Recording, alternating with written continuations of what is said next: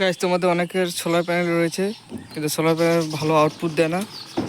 তার কারণ হচ্ছে এটা, দেখতে পাচ্ছ এরকম পাতা থাকতে পারে, অথবা তোমাদের সোলার প্যানেলের উপরে পাখিতে পায়খানা করে, ঠিক আছে, সেগুলো থাকতে পারে। তো ওসব থাকলে কি হয়, তোমাদের এখানে দেখতে পাচ্ছ 4 ভাগে ভাগ করা রয়েছে। এটা একটা, এটা দুইটা, তিনটা, চারটা, 4 ভাগে ভাগ করা রয়েছে, সিরিজ কানেকশন করা রয়েছে, ঠিক আছে, এখান থেকে এখানে, এখানে, এখানে। তো গাইস, একটা যদি সিরিজ বন্ধ থাকে তো তোমার 4 ভাগের 1 ভাগ এম্পিয়ার কম আসবে, ঠিক আছে। তো যদি 2 এম্পিয়ারের তোমার সোলার প্যানেলে আউটপুট দেয়, তখন একটা সিরিজে যদি কোনো একটা কিছু পড়ে থাকে, ঠিক আছে, এইটুকু জায়গা, ঠিক আছে, তখন কী হবে, তোমার একটা সিরিজের এম্পিয়ার পুরোপুরি প্রায় বাদ হয়ে যাবে, ঠিক, তখন তোমার এম্পিয়ারটা 4 ভাগের 3 ভাগ আসবে, ঠিক আছে। তো এই কারণে তোমাদের সোলার প্যানেল অনেক সময় এম্পিয়ার কম আসে। তো সবসময় লক্ষ্য রাখবে তোমাদের সোলার প্যানেল ক্লিয়ার আছে কিনা, পরিষ্কার আছে কিনা, ঠিক আছে।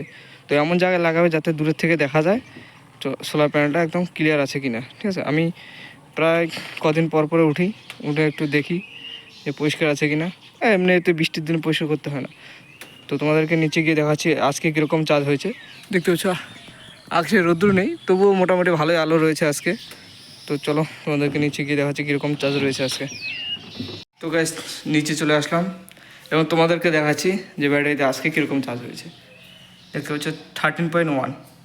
আজকে কোনো চার্জার দিয়ে আমি চার্জ করিনি, পুরোপুরি আমার ওই সোলার প্যানেলের সাহায্যে চার্জ হয়েছে। এবং সকালে আমি ঘুম থেকে উঠে দেখি ব্যাটারিতে প্রায় 12 ভোল্টের মতো চার্জ ছিল, কারণ আজকে বেশি খরচা হয়নি, চার্জটা শেষ হয়নি, তো 12 পর্যন্ত চার্জ ছিল।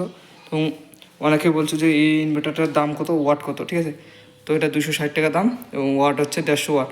কিন্তু এটার ইউপিএসের বডি ইউজ করেছি, ভিতরে একটা 150 ওয়াটের ইনভার্টার কিট রয়েছে, ঠিক আছে। আর এই ব্যাটারিগুলো সেকেন্ড হ্যান্ড ব্যাটারি। আর এরকম চার্জ কন্ট্রোলার তোমরাও কিনতে পারো।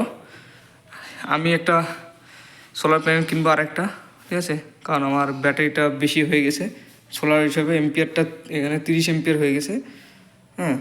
তো আমি আর একটা প্যানেল কিনবো, 100 ওয়াট মিল করবো, ঠিক আছে। আমার 40 ওয়াটের প্যানেল রয়েছে, তো আমি 100 ওয়াট মিল করবো, তখন 100 ওয়াট হয়ে যাবে, ঠিক আছে।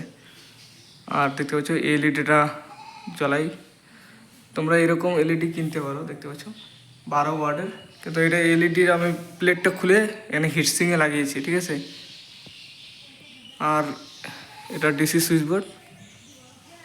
তো অনেকে বলছো যে ডায়াগ্রাম দিতে, ঠিক আছে, তো কানেকশন ডায়াগ্রামটা দিতে, তো সেরকম কিছুই নেই এখানে, কানেকশন ইজি, তোমরা নিজেরা করতে পারবে। তো নেক্সট ভিডিওতে চেষ্টা করব এটার কানেকশন ডায়াগ্রাম দিতে।